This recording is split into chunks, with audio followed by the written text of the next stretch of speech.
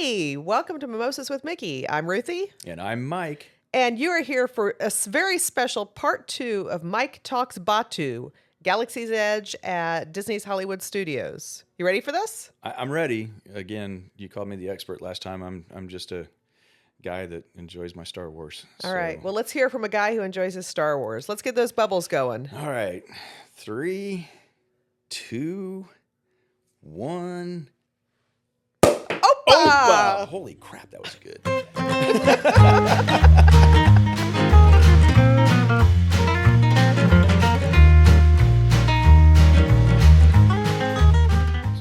But yeah, that's fun. Then the last experience I want to talk to you about is from you use your phone, which becomes a data pad. What is that, Play Disney or something? It's Yeah, different. so there's an app called the Play Disney app. You download that, you log in, and when you're within Galaxy's Edge, when you're on Batuu, it gives you an option for it turning into your data pad.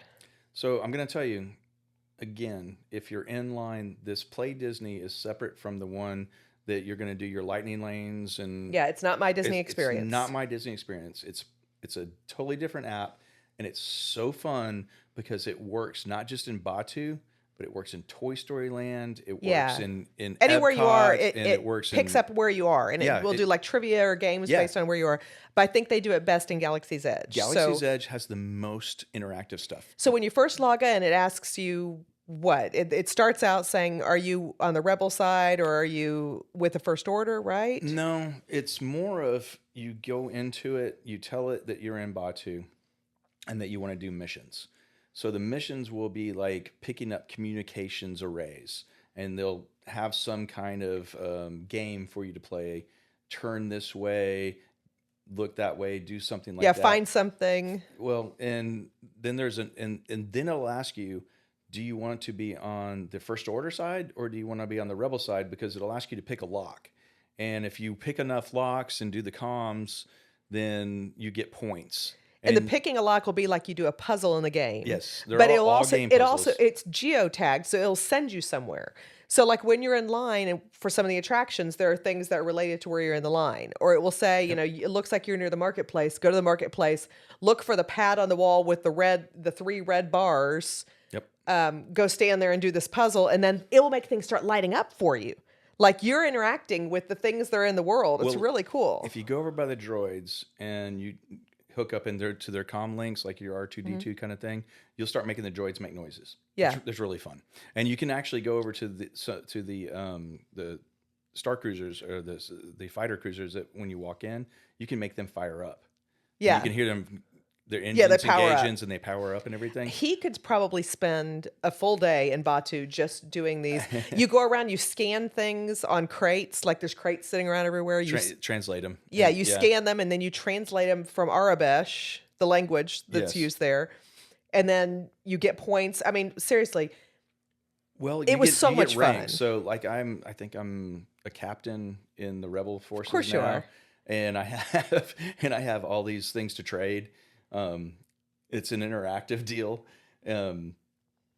but that's the fun part about it is it gives you things where there's crates everywhere and you have to scan them, and then you can get weapons parts and you can build things with it, and it just keeps you busy the entire time you're there, and and it makes you find little areas that you wouldn't have found before. Like you don't miss the cool little corner with a pile of junk that there's a droid sitting in the middle of it, because it forces you over there to look at that. And so these will throw you everywhere, going all around, and you learn.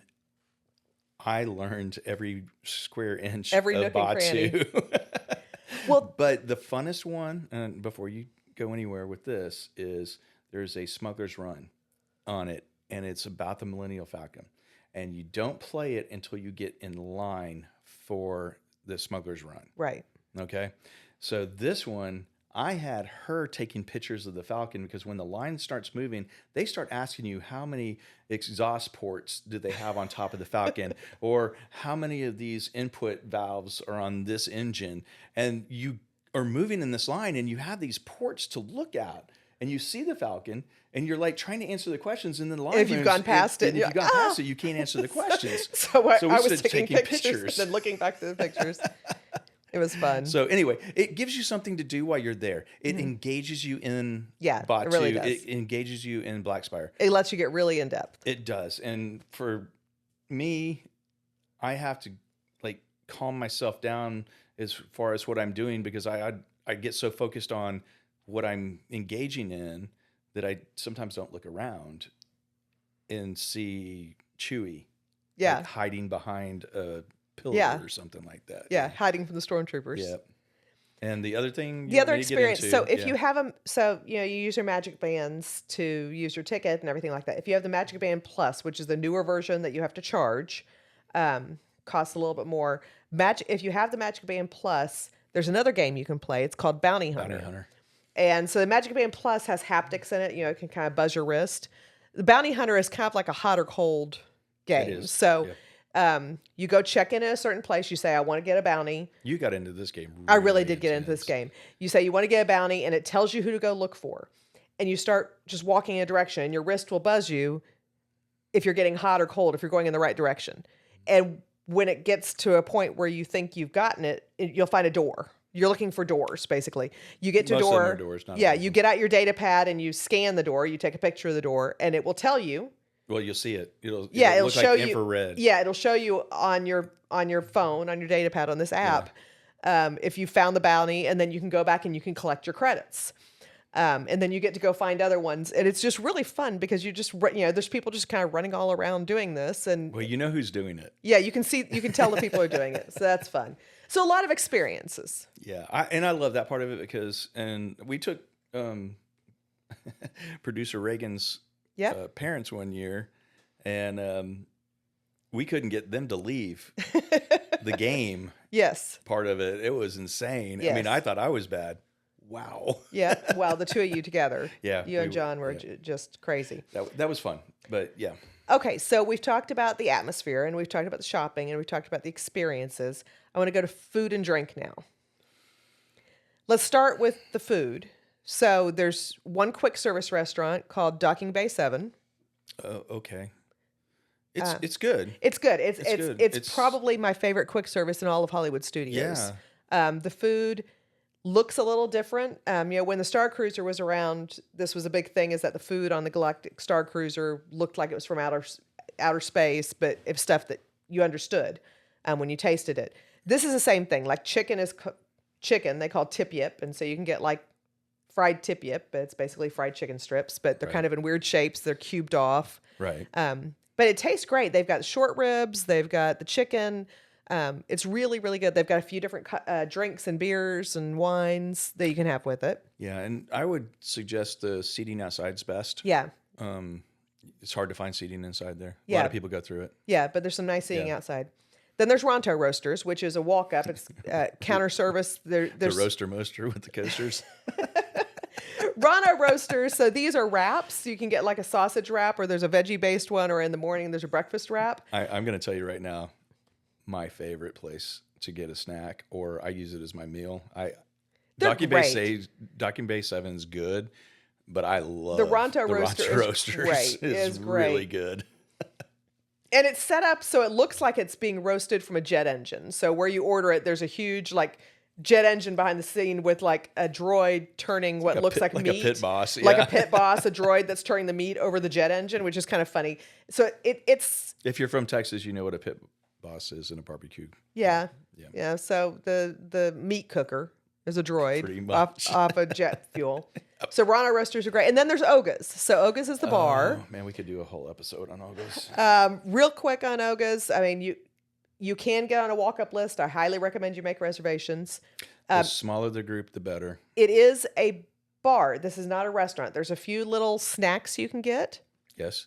Also, what you need to be prepared for a few things. Number one, you probably will not be seated at a table. You'll probably be at a stand-up table. Yep. Number two, they'll probably put you with other people at your stand-up table. You're not going to get a table to yourself. And they're cramming as many people in there as they can. And you have 45 minutes. That's the key thing. It's 45 minutes. The official line is 2 drinks in 45 minutes. If you don't get out of hand, your bartender may offer you a third one to take to go. I got a secret. The to go is But they don't offer that to everyone. I found that out recently. Is they don't. If you look like you're getting out of hand, they will not offer you one to go. They will say there's a 2-drink limit. So just be cool, and they'll let you take one to go. I think that's a life lesson, right? It's there. a life Just lesson. Be cool. Just be cool. The drinks are all really cool. There's the fuzzy tauntaun, which has stuff that numbs your mouth. What's the Will Wheaton? I'm not gonna say Will Wheaton's Law on this. That's dirty language. You're right. Sorry, we're in this totally different world. Yeah. Anyway, lots of great drinks. There's some non-alcoholic drinks. You will see kids in there. Yeah, you will, which is weird. But it's a very bar atmosphere. There's a droid. He's from DJ. Star Tours. He's from Star Tours. He's the pilot. He used to be the pilot on Star Tours. I think R2D2 took over for him. Yeah. Honestly. Yeah. Last time we were on Star Tours. Yeah. So he's the DJ. He's spinning the tunes. Every once in a while, you'll hear the Cantina song. He'll say, "Here's an oldie but a goodie," and you'll hear the Cantina song. Yep. It's very high energy. The later in night you go, it's the higher energy. We've been at 9:00 in the morning when they open. You got to start somewhere. Mimosas with Mickey. Mimosas with Mickey. They have a version of a Bloody Mary called a Bloody Rancor. It's great. The fuzzy tauntaun is probably the one that everybody has to have. It's a glorified fuzzy navel. But they have this foam concoction that goes onto the top of it. It's actually a numbing agent. So once it hits your lips, once it hits your tongue, it will... It's like being at the dentist. It's a dentist. And unlike waiting for 3 hours for it to go away, it's more like 20 minutes. Not even. That, by the time you leave the bar, it's gone. Oh, yeah, it's gone. But it's really fun to drink. And the bartenders will be really fun with you. So if you're at the bar. Yeah, our daughter and son-in-law were there recently, and our son-in-law was getting bullied by the bartender, and he had a great time with it. It was a lot of fun. She was just calling him out on everything, and he made the mistake of saying "yes, ma'am" to her, and that was just because he's a good Texas boy. He's a good Texas boy. Yeah. You don't do that on the outer rim. Don't do that on the outer rim. No. And the last thing I want to talk about with the drinks is the blue milk and green milk. So there's the milk stand. That's not in Olga's. No, it's not at Oga's. It's across from the first order ship. First order base. You can get blue milk or green milk from the movies, or you can get the alcoholic versions. Blue milk they put rum in. The green milk they put tequila in. Contrary to what the internet says, they will not mix these two drinks for you. However, if there's two of you, we found that we can mix them ourselves. Yeah, we each order them, and then we just drink a little and pour them back and forth until we have them. That's how they're best. Neither one is great. They're kind of this rice milk option.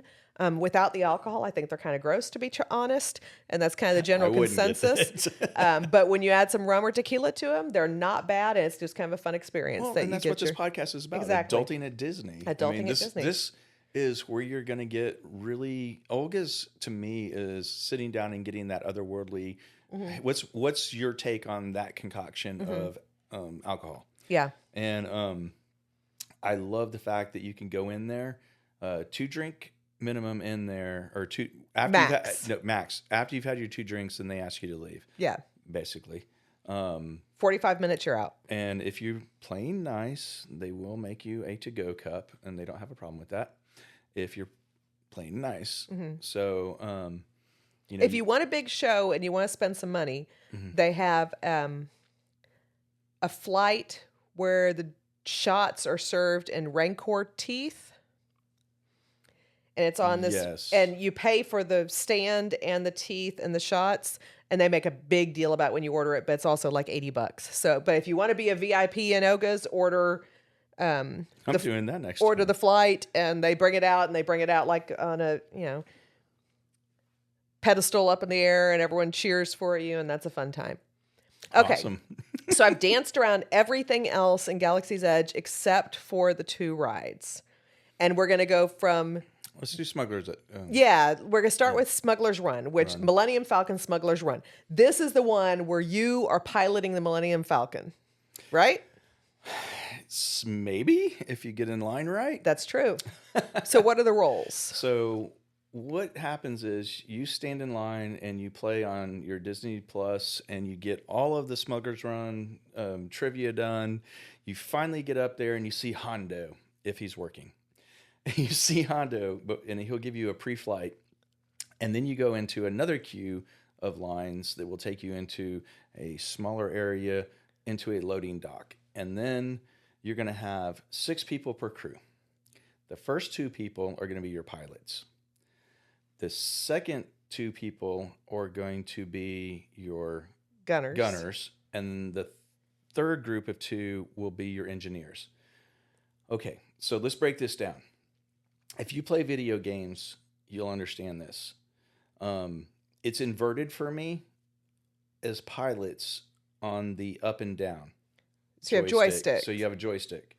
So when you pull back, and it's backwards for me. Well, you have two pilots that are working together. One pilot goes up and down. You're right. So let me say the two pilots one goes left, right, the other one goes up and down. You don't get to do both. And if you play video games, taking one of those axes away from you is very difficult because you don't know what the other person is doing, when they're going to do it. It's very difficult. If you get in line, pro tip, if you get in line and you're two people only, and they put you as a gunner or an engineer, and you see the first two people are under the age of 8, you can request to stand aside and get with another crew. Because you will get motion sick. So what the pilots do really does control what the simulator does. So they hit things. The pilots there's a lot to hit. Turn left and right and up and down, and whatever they do really makes the Millennium Falcon fly, the video that you're all watching. And if your pilots don't know what they're doing, it can make for a really bumpy ride. So the two most important seats are, and I will just say right now, the pilots aren't, other than the bumpy of the ride. They have to be at least competent. But the engineers will make you all the money. So let's explain what every role does. So the pilot goes left, right, up, down, dodges everything that's coming at you. They throw a lot of stuff at you. The gunners will be firing at the first order ships that are coming after you when you're chasing after these trains. Basically, you have buttons on the side that light up, and when your buttons light up, you hit them. You hit them. That's it. That's all you have to know to do. You know, the pilots have different things they're doing. They have their joysticks. They have to jump to light speed. They have a lot more things to do. But gunners and engineers, you hit the buttons that light up on your panels. This is true. Now, the engineers are probably the most important because they're actually ones that are getting the cargo. Well, because the whole goal of the thing, Hondo Anako has hired people to go get coaxium. Mm-hmm. That's the goal. What is coaxium? They're on the train. It's an energy source. An energy source. So we're going to go hijack some coaxium, basically. Mm-hmm. The engineers shoot harpoons and then bring it back in, as well as fixing the ship as damage is done by the pilots. And at the end of the run, you get graded on how much damage you did to the ship and how much coaxium you got. You can get 1, 2, or 3 coaxiums. 3 is the most I've ever gotten. Well, I think 3 is the most you can get. Okay. If you do a really bad job, you can only get 1 sometimes. You'll always get 1. Yeah. Okay. But what I really recommend on this ride, so there's 6 people in there. If you're going in and you're not a party of 6, so you're going to be in there with people you don't know, introduce yourself to each other when you get your jobs. Cheer for each other. It makes it so much more fun. We've been on some rides where everyone's just silent and you're sitting there pushing the buttons and watching things, and it's so boring. But if you get on there and you're like, come on, up, left, go. Hit the buttons, go engineers, you cheer for it. You have so much fun with it. We've been on cruise when people didn't cheer, and that was the most cringy. Yeah. Was when people knew each other and we were the two off. Yeah. And we're cheering for them. We're cheering for them, and everybody else is yelling at each other like, why'd you hit that? What are you doing? And just, it doesn't make it fun when you start getting onto people. So when I rode it at Batuu West, in other words, the one that's at Disneyland, it was me and a mom and her 2 little girls. And there were only 4 of us because I went pretty late at night. So we only had the 2 little girls were pilots, and they were both under 8. Okay. And so I was like, oh, this is going to be bumpy, but all right. And I asked the mom, have they ever done this before? And she goes, no, we've never done this before. So I kind of was explaining to them how it was going to work. And I told the mom, I said, you be a gunner, I'll be an engineer. So we have 1 of each. Right. And we're going to holler and cheer. And the girls got into it and the mom got into it. And when we got off that ride, the mom was like, that was so much fun. Thank you so much for explaining that to us. Thank you for making it, because it can either be that you're in a simulator ride and it's bumpy and you're just watching a simulation. You go, okay, that was cool. Or you could walk off of it feeling like I had this teamwork experience and we all bonded and we had this fun together. So, I mean, I encourage, and you should get to know the people in there because you are a crew, and it will make it a funner experience. Mm-hmm. And it is a fun ride. And like you said, the new people that have never been on it, because we have ridden it so many times now. Yeah. But it is so much fun every time I play it. Now, Millennium Falcon Smuggler's Run does have a single rider line. If you're there by yourself or you want to go on a shorter line, I will tell you, if you're a single rider, you will always end up being an engineer or a gunner. You will never be a pilot because the single rider, they're filling in extra spaces.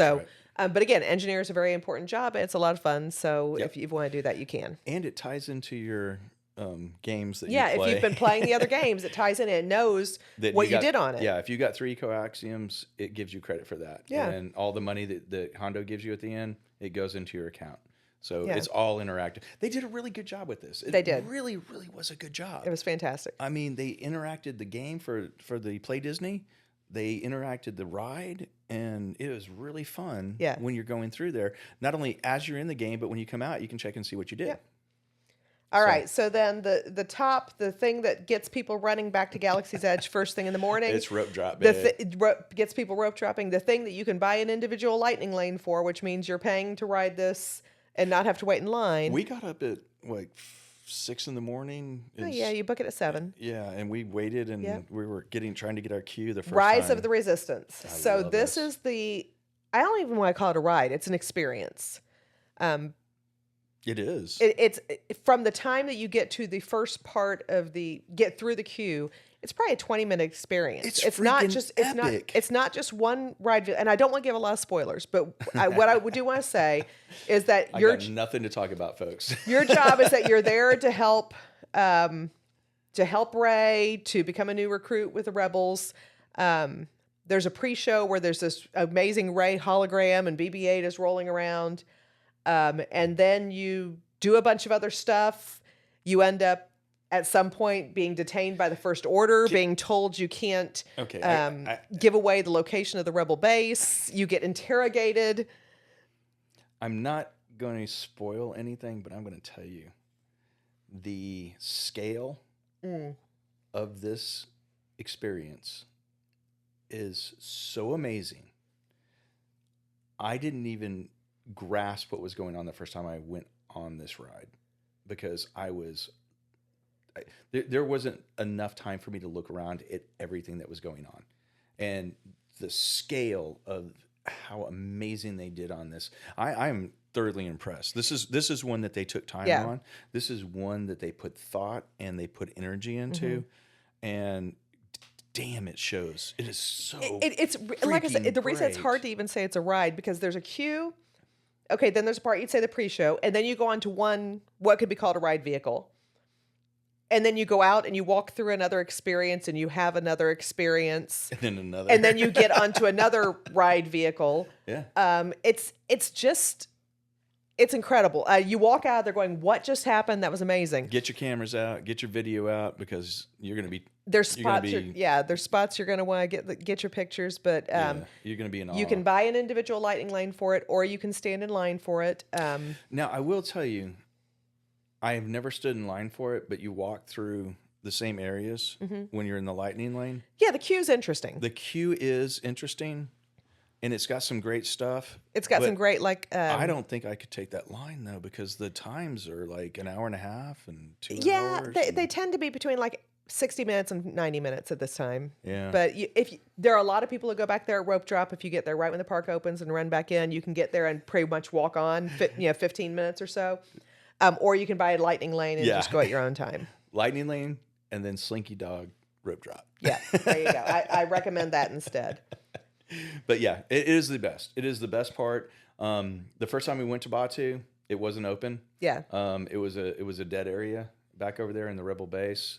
And since they put that in, it has really opened up Batuu to being from end to end of that outpost is nothing that you couldn't spend a day. Absolutely. And probably for some people 2. Yeah. That would be me. I could spend 2 days there in Batuu, forget Hollywood, forget all the other stuff. I could just go straight to that land and I could hang out. And, we'll probably do this at some time, but we did take the Star Cruiser. It did give me a different look at Batuu coming in from the third direction that we came in.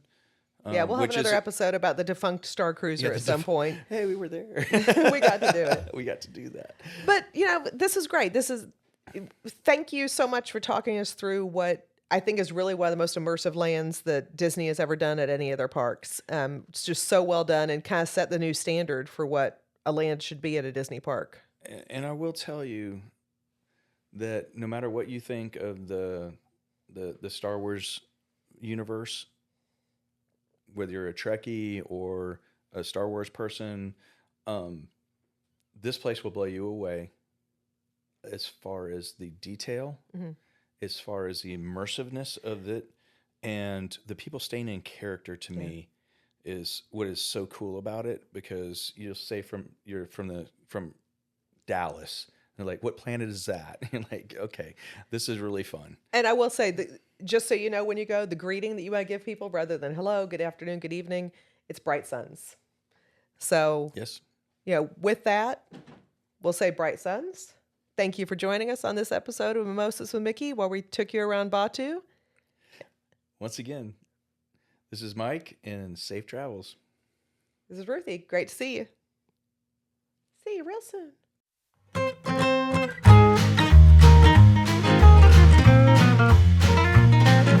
Thanks for listening to Mimosas with Mickey. I hope you enjoyed the episode today. We had a lot of fun bringing it to you. I want to ask that you follow us on our socials, Facebook, Instagram, Mimosas with Mickey. Give us a 5-star review. Give us some notes. Tell us what you liked, didn't like. Tell us what you want to hear about next.